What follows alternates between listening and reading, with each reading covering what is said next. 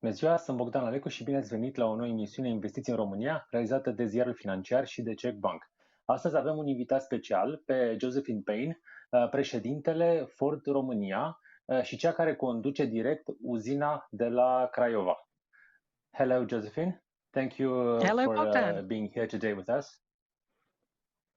It's a great honor to have you here today. And I'm curious, how do you feel to be the first lady to head a big car company in Romania? You are the first since ever that has run a company that manufactures cars in Romania. How do you feel like? I feel very proud. I feel very honoured. It's a great responsibility, not just to to my workforce, but to the whole of Romania. So I'm very much looking forward to it. And this is the start of a very exciting journey for us as we move to the future, and especially given our recent announcement of bringing the first battery electric vehicle to be manufactured here in Romania. So it's very exciting times. Could you give us some inside details? So first it was Turkey with the Transit Electric. Second was Germany at Cologne with the future car that Ford announced. And now it's Romania, it's Craiova. How about that? So I was expecting maybe Spain or Sarui in Germany, or I don't know, maybe at the plant. Yep. So yes, so we're very pleased that we are the third location in Europe to be announced to produce battery electric vehicles for Ford, as you said, after the Cologne Electrified Vehicle Center in Germany, and then the Ford Otterdam plant in Căceli. It's very proud for us to be the first. In Romania and the third in Ford in Europe. It's a great milestone. I think it recognizes the incredible workforce that we have in Craiova and the great talent and skills that we have here making our great products. You see on film at the moment the Puma ST, which we launched last year, an iconic product and the most technologically advanced product that we've ever made and has ever been made in Romania. And I think that demonstrates the capabilities and the skills of the workforce we have. So what will it mean for the plant to manufacture an electric vehicle? What kind of changes will we see? You'll see a lot of changes. We've announced a $300 million investment that brings the total investment in Craiova to over $2 billion. And we obviously will be making changes. We're going to offer more details closer to the launch of the modifications that we'll make. But of course, that $300 million, that's our investment in the equipment and the tooling in Craiova. But there will obviously be additional investment in the supply base for this new light commercial vehicle that we'll be making. Are we going to see new suppliers near the plant or in Romania for this vehicle or for other Ford models? So the recent announcement that we made of this $300 million investment reflects the continuity of our partnership with local suppliers and with the community in Craiova and the wider Dolj and Romania. We work with about 40 Romania-based suppliers at the moment, and we will continue to adjust and adapt our supply base as we need to fit in with the demands of production and the requirements of the vehicle. Since we started our operations in Romania, we've always worked very closely with the local authorities to encourage automotive suppliers to come and set up their operations here in Romania. And as an example, even last week we hosted a meeting together with Craiova City Hall and with Dolj County Council to support and attract new suppliers to come to Craiova. So it's an ongoing process for us, but we're certainly very supportive of the industry here in Romania and our suppliers. What's the potential? How many suppliers can or could you attract? I wouldn't want to speculate on where we could go. I think it's important to say what we need to do is make sure that the environment is right for the suppliers here in Romania, and we continue to work with not just the local partners in government, but also the national partners in government to look to make sure that we have an environment that is very supportive of businesses coming to Romania. How hard or how easy is to attract another investor in Romania as Ford? On the one part, you need the supplier. On the other hand, we have the problems with the infrastructure. As you said on Pro TV, you can ride your bike faster than the train carrying the Pumas to export. Yeah, so certainly infrastructure is a big challenge for anybody who's looking to set up here in Romania. And that is infrastructure, whether it's road infrastructure or rail infrastructure. And, yes, I recently spoke about the train system here in Romania, and particularly the speed of the trains and the challenges of working at the border crossing. So yes, we that impacts anybody who is looking to come and relocate or set up here in Romania. That we need as a as a partnership between industry and government to highlight these challenges and to get some movement in fixing the challenges. And certainly we have always had very positive dialogue with whichever government has been in power, but we look forward to seeing projects started and projects finished. Particularly at the moment, we look at the express road, the one that's so-called Ford Highway, because we've been talking about it for a very long time, between Craiova and Pitești.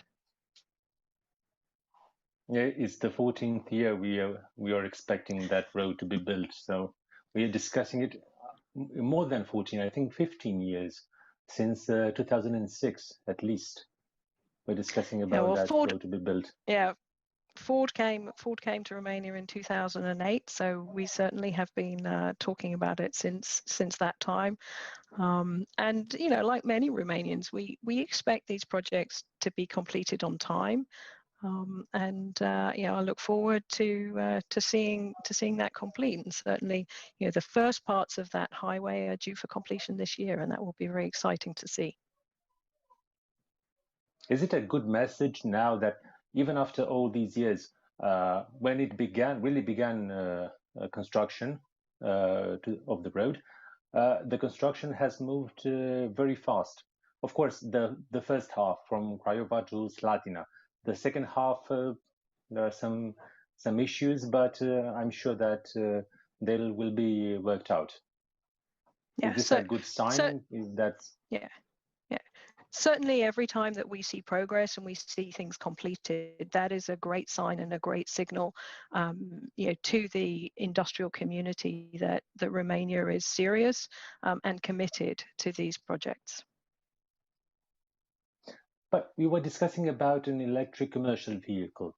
But what about an electric car? I don't know, maybe a Puma electric. Is it possible? Because Ford announced that after 2026, you will have only electrified cars, and after 2030, you will have only electric cars. So I presume that Ford Craiova, being in Europe, it should manufacture also an electric car, right? So we can't possibly comment about future product plans other than what we've already announced. We are very, very excited to see that we have a role in the future, this electrified future that everybody is moving towards, with a new light commercial vehicle that we'll be making starting in 2023, and the battery electric version in 2024. That really cements the role Craiova has in the electrified future of the business. Can you tell us? I know I presume it's top secret now, but I'll ask you anyway. Will this car will be the third or still the second I'm curious what will happen with the EcoSport besides the Puma. So we'll provide more details about the light commercial vehicle at the appropriate time. And obviously for competitive reasons, we can't offer any details on our future production plans, except to say that, both the Puma and EcoSport are great vehicles. And I, encourage anybody who's interested in getting a new vehicle to try them. They're very exciting, and I think they show off the Ford brand extremely well. How important is for the Ford brand the local market, the Romanian market? So the local market is very important to us. It's a growing market, and we're seeing great traction for the Puma product in the market, as well as our other vehicles in the range. So it's very important, but it's also not one of the largest markets in Europe. And I think that makes Ford Craiova particularly important for Romania, where we export so much of what we produce. And in fact, we are the second largest exporter from Romania, and that's a great contribution to the Romanian economy. Because, for example, the UK is the main market for Ford, and Britons look at Ford as to a national brand almost. Of course, Ford has great sales also in France, Spain, Germany, Italy. I'm curious if also in Romania, Ford could have a potential to remain in top 3 preferences, and for Romanians to consider Ford a local brand like Dacia, for example. Yeah, we're certainly seeing our sales grow in Romania, and we're seeing some great recognition of the brand based on the work that we're doing and the investment. And yeah, I think it has great potential and great opportunity here. Of course, and I saw that the Puma is selling very well now. Yes. Even with yes. And now it also has the automatic transmission for the hybrid version. Yeah, we've really expanded the Puma range. We've got the automatic version, we've got a diesel version. Obviously, we have the Puma ST, and I love when I drive around in Romania, seeing the Puma on the roads. It's great to see the product that's made in Romania being driven in Romania. Yeah, and we see Ford Pumas manufactured in Romania on Australian roads, on roads from New Zealand. I was curious. I saw that Ford's president in the US posted a photo with a Puma ST in the US. Was it? Have you ever thought, or Ford has ever thought of selling it, also exporting it to the US? So like many people who are fans of the Ford Puma, our CEO Jim Farley, is a great fan of the Puma, and we're very pleased that he is a strong advocate for the product that we make. And in terms of export, you're right. We export to Australia, to New Zealand, to South Africa, and across Europe. We constantly look at opportunities in other markets, but at this point, I don't have anything to share with you. Okay, I had to ask this question. But for example, how is your experience in Romania? You've worked in the US, in the UK, in India, in Brazil. How is Ford Craiova in comparison with other Ford plants at Ford level? Yes, I'm very fortunate. I started my career in the UK, but as you say, I've worked all over the world, including 3.5 years in the US. I've done projects in India and Brazil. Spent time in South Africa and Thailand and Mexico and all over Europe. And Romania is probably my favorite destination. It's a beautiful country. It's a great place to live. But what really stands out is the people. And the team that we have in Craiova. They are a fantastic team. We work together so well, and really committed to the future. And the thing that I find most different working in Craiova compared to anywhere else that I've worked in the Ford world is the gender balance. It's as you said right at the very beginning, I'm the first woman to run an automotive manufacturing plant in Romania. I'm only the second in Ford of Europe to do it, after a colleague who ran the plant in Saarlouis. But it's great that the workforce that we have in Craiova is 46% female, 54% male. And that gender balance and that diversity really shows in the way people work together, and the diversity of thought, and the way we get different suggestions, we get different ideas. And I really see the innovation and the innovative nature that the team has working together. So it's that I think for me stands out as really different and a real positive. I was asking you because also, for example, even when I talked to Ian 2 years ago, he said that he'll rather be in Craiova than in Dagenham in Wales, because here the potential is much greater. The plant is still growing. Yeah, certainly. Here in Craiova, we have the capacity to make 250,000 vehicles a year. We have the capacity to make 350,000 engines, and we're running the plant at almost full capacity. And we see a strong future. And any time you're working in that environment, it's a real benefit. Obviously working in Dagenham. Dagenham is the diesel center for Ford, and they are facing different challenges right now.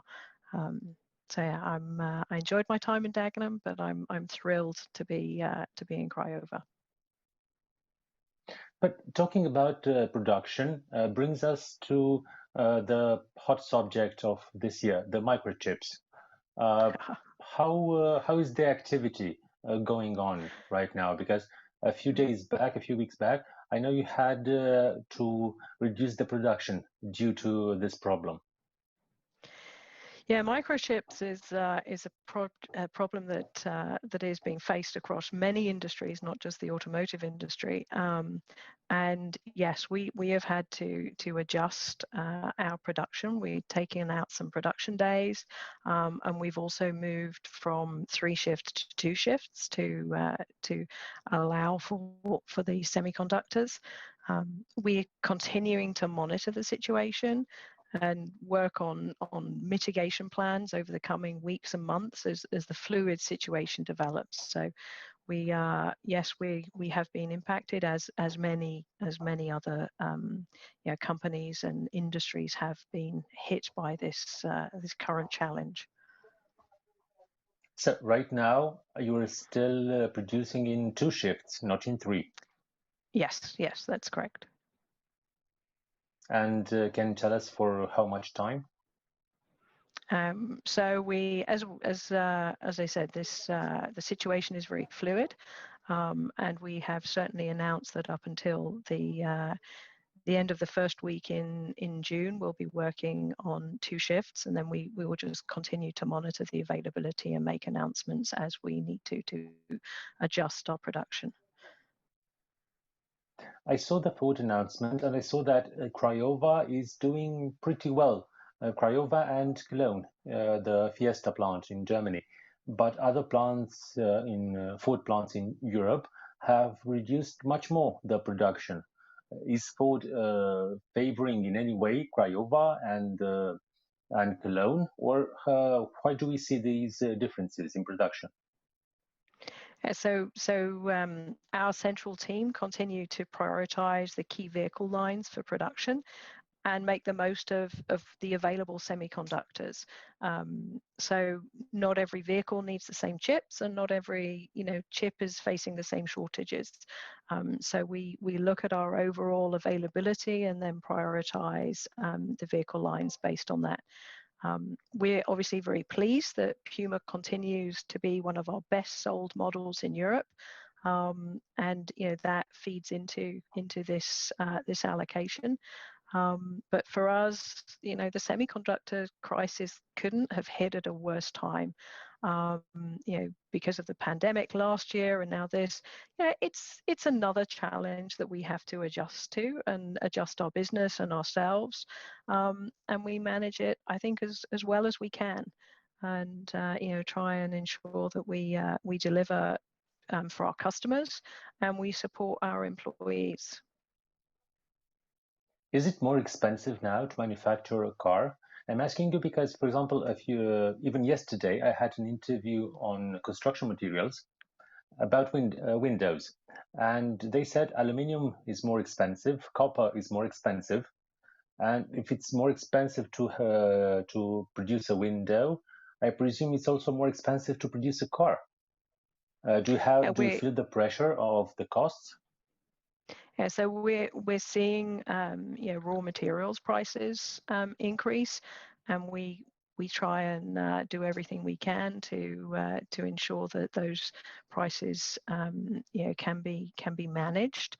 But yes, it is a challenge that is being faced across industries right now. Because I saw that even the prices of the cars have gone up a bit, from second-hand cars to brand new cars. Yeah, so certainly, we're seeing that it's one of the impacts of the semiconductor crisis is from a supply and demand perspective, we're seeing that prices of secondhand cars are changing, and that impacts our customers, sometimes positively, sometimes negatively. But we continue to adjust our business based on what we see from the market. As I said, Puma is a really great selling car, one of our best selling cars in Europe. And we get great feedback from our customers, and also the international media. It's a car that is really well loved, and the EcoSport as well remains an important vehicle to us. And I saw that I'm following some Facebook groups, and I saw that you can deliver faster a Ford Puma to Romania than to other countries. I saw that some customers had the car delivered much faster than expected, and other clients that were ordering, I don't know, maybe a Kuga, they said, the dealer said they have to wait at least 3 to 4 months. Yep. So obviously I can't comment on individual situations. We are one of the advantages of being based in Romania and making the Puma in Romania is that we are closer to our local customers, and we do everything we can across all of our vehicle ranges to get the vehicles to our customers as quickly as possible, bearing in mind all of the current challenges that we're facing. So I'm pleased that the Puma customers are satisfied with their delivery times. I think that's great feedback for us. Yes, it is. Coming back to infrastructure, what does Ford want next besides the express road to Pitești? What other projects would you like to see being built? The highway from Craiova to Lugoj is a project that could help you reduce costs. So so obviously the the road project from Craiova to Pitești is the project that has been most critical to us. And as we look going forward, the Cebu-Pitești highway is equally as important in terms of road projects. And then, you know, for us also it's the rail. It's, you know, 50% of what we build is exported by rail to Western Europe, and that's, you know, that's over, you know, well over 100,000 vehicles a year. And you know, the importance of that rail infrastructure cannot be understated.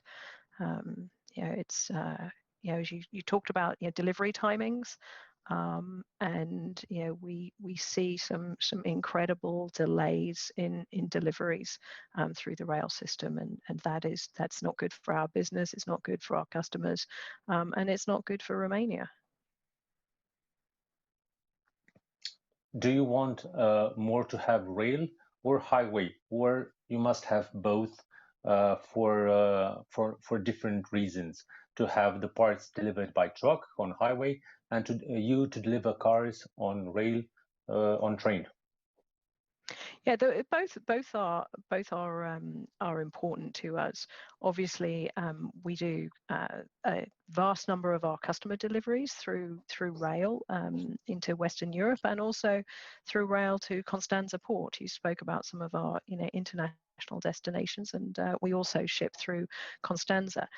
But also, you know, we bring a lot of material to the plant in by truck. You know, we have a significant number of truck deliveries every day, and it's important to us that we have stability in knowing when they will arrive, and the hold-ups on the trucks and the issues with the roads you know, mean that we can't be as lean or as competitive as we should be able to be.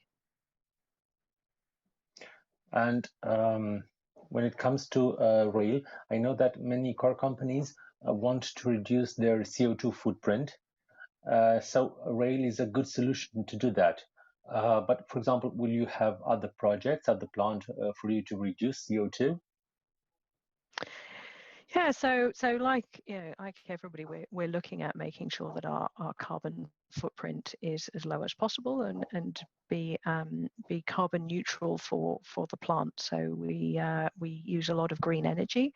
You know, we constantly evaluate whether it's you know, what opportunities there are, and whether, you know, it would be possible to generate our own energy. But that is, you know, they are projects that we evaluate at the moment. We haven't found you know, a solution to do that. You know, we focus on our own business. What we are doing is making sure that we have electric charging infrastructure at the plant, so that our employees who switch to electric vehicles and electrified vehicles can charge at the plant. And we, you know, what we are really looking for is for that infrastructure to be available throughout Romania. And it's such an important requirement as we see the CO2 targets, not just for manufacturing and for production, but also emissions from vehicles. You know, this move to electrification, you know, we are playing a big part in that, in making the vehicles, but it's important for, you know, customer confidence for them to you know, to have a charging infrastructure that supports that. From your point of view, aren't we moving a bit faster towards electrified and electric mobility? No, I think, you know, we are fully committed to this. This is you know, so you know, it's so essential for the future. We support you know, the you know, the yeah, the legal aspects that are done on that. What we see, though, is that there needs to be a link between CO2 targets on one hand and the infrastructure that needs to go with it as well. That, you know, we have a legally binding target, and we also need a legally binding and enforceable national target for charging points and refueling stations. And I think where where we see that people think that it's going too fast, it's because they don't see that infrastructure and they don't see the ability to do that. Yes, because on the one hand, you need a power plug at home. You need one at the office, maybe at the market when you go to the weekend, maybe. And I don't know. On the other hand, for example, in Romania, the electric car market is dependent on Rabla Plus. So if the government wouldn't pay you 10,000 euros per car, personally, I don't think we would see more than, I don't know, maybe 10, 20, 50 electric cars being sold. Yeah, and I think Rabla Plus helps, to kickstart this market. For us, the really big thing is when you look at the targets for CO2, there needs to be about 3 million public charging points within Europe by 2030 to hit the CO2 targets. And there's less than 250,000 today. So across the EU. And there are, I believe the latest figures are a couple of thousand within Romania, if that. So, we see a huge need to increase the charging infrastructure. That is really going to boost confidence in the electric industry, but it's also, as we move to this electrification, we are at a inflection point in the industry as we move from vehicles with internal combustion engines to electrified vehicles, and it's a once in a generation change. And I really see this as a great opportunity, but a great threat as well to the existing industry. And we want to be, and you see we are, with our announcement on the new light commercial vehicle and the first battery electric vehicle to be made in Romania. What we want is the supply base and the industry around that. And to do that, really needs a partnership between industry and government to develop as you said, the transport infrastructure, but also the skills of people, and as well as the encouragement for suppliers to come and be part of that. Because I think the footprint that we lay down now in terms of suppliers and manufacturing footprint will be there for a generation. How much does it matter to have a cool car? For example, I saw the Ford Marquis. That's a cool car. The F-150 Lightning, exceptional. The car can power your house for 3 days. That was part of the presentation. That sounds very nice, and because of the batteries being very on the low part of the car, the center of gravitation helps the car to be very agile, and I consider it to be a very good marketing strategy. But can all these cars be as cool as this? I don't know, maybe a small electric commercial vehicle, will it be as cool? I think so. Yeah, we have a range of products in our portfolio across the world. I think you missed the coolest car of all, which is the mean green Puma ST, which you showed at the beginning. When you're looking at cool cars, that is top of the list. That is just an incredible cool car. So we see cars in different flavors to suit different customers. We're very excited to see the Mach-E coming to Europe, but we're even more excited to be producing our own battery electric vehicle in Romania. That is for us the real shining star. How hard or how easy is to manufacture so many variants of the same car? So you have the Puma ST, you have the Vignale, of course, Titanium X, ST Line X, MHEV, the hybrid, the automatic transmission. You have so many variants of this car. How difficult is to manufacture them? I think that's flexibility, and is one of the great challenges of manufacturing. So you're right, we do have a lot of different variants to be able to satisfy our customer needs. And key for me is, as I said earlier, it's the team that we have in Craiova, the team that is flexible. They are really skilled at what they do, and they work together with our engineers to develop the processes that allow us to have this this ability to produce the different models that satisfy what our customers are looking for. Whether you're the real sporty person who wants that that Fiat, that Puma ST, or you're somebody who wants a different type of vehicle. We've got it. But the Puma has just great features. I mean, you look at the mega box in the back of the vehicle. It's for such a small vehicle, it has so much storage.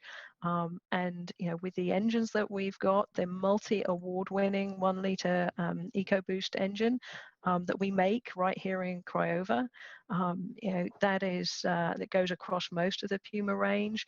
That has won International Engine of the Year. I think I've lost count of how many overall wins and category wins it's had, but it really really is a great engine that delivers either performance when you need it, but also fuel economy when you want it as well. So a great engine that I'm really proud that we build that in Craiova. It doesn't go into the ST. That is a different engine. But yeah, I think we have something for everybody. 1.5. And yeah, it's the 1.5 goes in the Puma ST. What about the second challenge, the COVID challenge? How much did you invest in protecting your employees?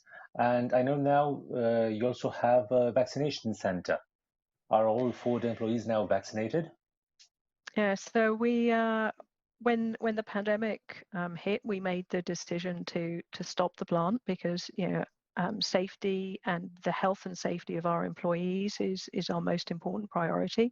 And when we realized what was happening, we stopped the plant until we could put protocols in place that could keep our employees safe when they came to work. So when we reopened, ensuring that we could socially distance people. We reopened providing every employee 4 masks a day so that they could wear their masks and change them frequently and keep themselves safe. We were unable to source face shields. If you remember, a year ago, a lot of this personal protective equipment, it just wasn't available to buy. So we set up our own manufacturing facility to make face shields because we needed them for ourselves, but also, we saw a great need in our community. So we made tens of thousands of face shields and donated them to our local community partners, whether that was the hospitals or other areas, and that enabled us to start production safely. Lots of hand sanitizers. We automatically temperature scan everybody coming into the plant. So these measures everybody takes for granted now a year later, but at the time that they were absolutely essential to us to be able to restart the plant safely. And Ford actually produced what we call the global playbook that outlined everything that we would do to make our employees as safe as possible. And we shared that across the industry, so that the lessons that we learned could be also implemented by our suppliers and anybody else who was interested. We made our own face masks, and we continue to make face masks not in Craiova but within Europe and globally to support our employees. And yeah, as vaccines became available, we wanted to ensure that our employees had the opportunity to get vaccinated. But even more than that, our employees don't live in a bubble. Our employees are part of a community. So we work together with the Ford Fund, which is the charitable arm of the was started by the company and the Ford family. And so the Ford Fund donated to one of our local NGOs, Rotary Probitas, a significant amount of money to fund a community vaccination centre based on the edge of the Ford site in Craiova, and that is open to anybody within the community, not just our employees. It's open to anybody to come and get the Pfizer vaccine. And we're very grateful to the Ford Fund. We're very grateful to Craiova City Hall, to the prefect of Dulwich County, and the county council for working with us to get that centre up and running as quickly as possible, because we recognise that vaccination is makes such a difference to reducing the transmission of the disease and also reducing the severity of the disease. However, it's important to us that we don't mandate vaccinations. We strongly encourage our employees to get vaccinated, but we recognise that it is every individual's personal choice.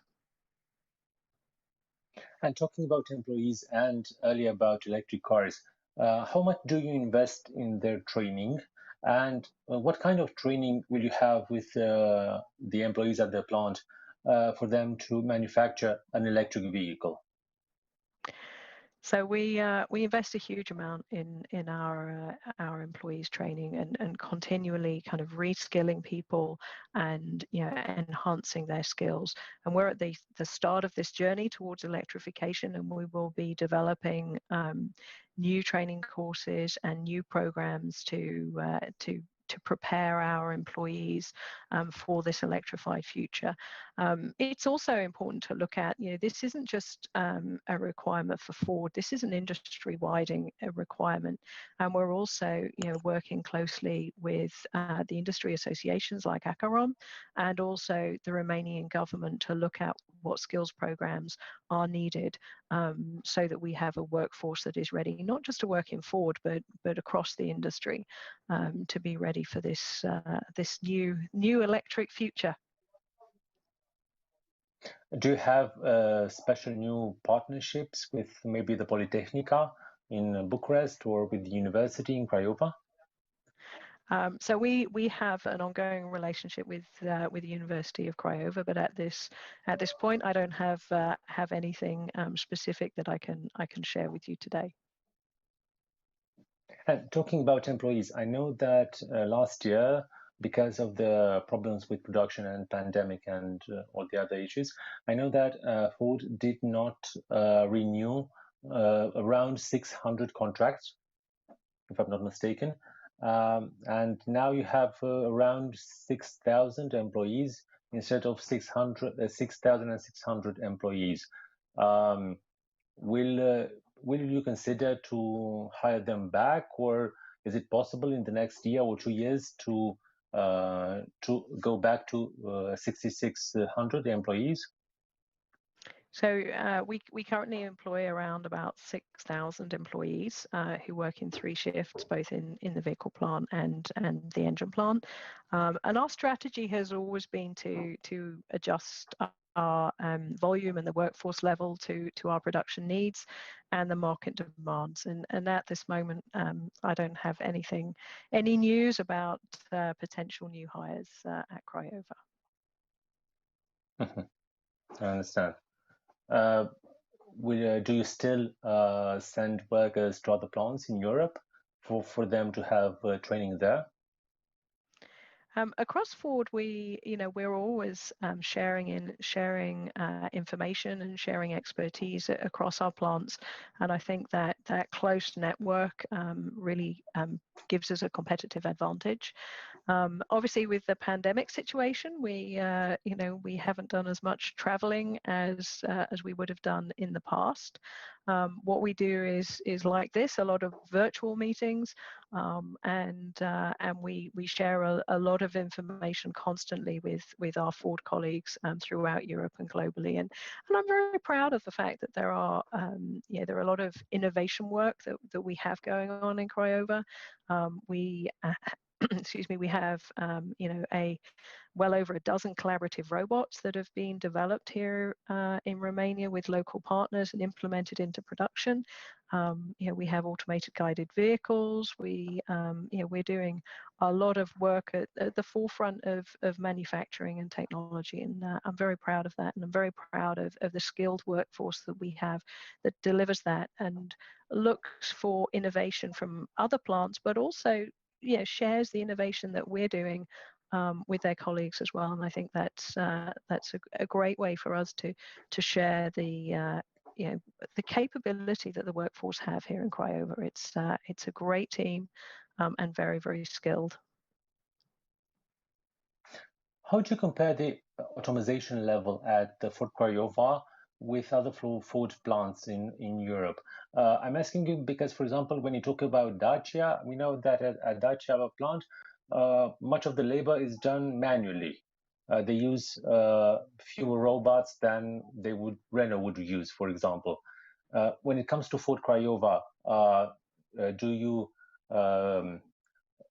count more on people than on robots, or what we see in Craiova is what we would see in Cologne or Sarlui? So every Ford plant is different in terms of their automation level, and that reflects the needs of the individual plant and the market. Here in Craiova, we have over 600 robots. We have an industry-leading 3 wet process in paint. So we have the latest technology working for us. But there is a balance between automation and people, and sometimes that is around flexibility. You spoke about how are we able to make so many different products down one production line, and sometimes that is because we use the ability of our workforce to do some jobs because they are inherently more flexible than fixed automation. So it's automation level can be an advantage and it can also be a disadvantage. And I think in Craiova we've got the right balance. I understand. When it comes to electric cars, I know that, and I've talked about in the last 2 years about the impact of electric cars, because, for example, these vehicles don't need a gearbox, they don't have an engine, they have an electric motor. I'm curious, how do you see the impact of these cars? Because, for example, I was talking to Daimler. Daimler has a gearbox production in Alba, in Sebeș, and Yep. they said it's okay. For now, it's okay. No plans to close the plant. They opened a remanufacturing plant for gearboxes there, and they will still produce because, of course, not every country in the world will switch to electric cars. We have Africa, Asia, America. But how, on the long term, how do you see the impact? Because you were talking about the Fox engine, the 1-liter EcoBoost. And I'm wondering what will happen to the engine plant after 2030. Will it close down? Will you produce an electric motor like we see with Audi in Győr in Hungary? Is this a transition period? So obviously there's a transition period for the whole industry. Fox is the 1-liter EcoBoost engine is a great engine. We see it selling very well. We're working at the engine plant in full capacity at the moment, and we see that has a strong future in the near and medium term. It's a little bit too early for me to comment on what will happen to the engine plant in 2030 and beyond. And when we have information to share, then we will share that at the appropriate time. I'm convinced. But I think it has a few more awards to win before we finish it. I'm sure it's confidential, but just this: are you working on something new, or can you reassure us in any way? So what I've said is that Craiova has has a really strong future as a manufacturing site. We are so encouraged by this new light commercial vehicle that we're going to make from 2023, and the fully battery electric version that we're working on from 2024. And for us, that's got all of our focus at the moment, and that will keep us busy, ensuring that we launch that incredibly successfully into what we think will be a real need for our customers. My last question: what's your biggest challenge in the next 3 years as head of Ford Romania? So there's internal challenges and external challenges, and clearly, my biggest internal challenge is preparing the plant and the processes for this new vehicle and for the electrified future. That is the big challenge. The great thing is that that we have a fantastic workforce who I am sure are more than capable of meeting this challenge. The external challenge, is around transport infrastructure and working with the government to really deliver on the needs of the transport infrastructure in Romania to make this a really exciting place to do business. Okay, thank you very much. Thank you, Bogdan. It's been a pleasure. As for me, best of luck, and mulțumim și telespectatorilor noștri și vă doresc o zi bună în continuare. La revedere!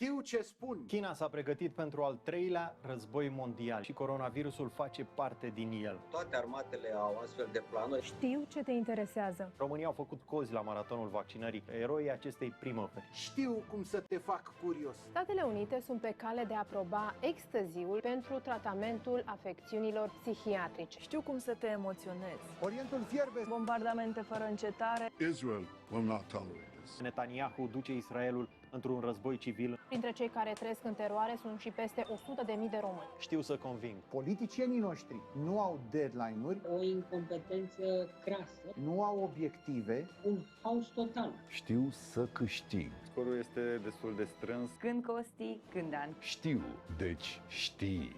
Tu ești cel care câștigă. O seară pe care o încheiem cu artificii. Știu.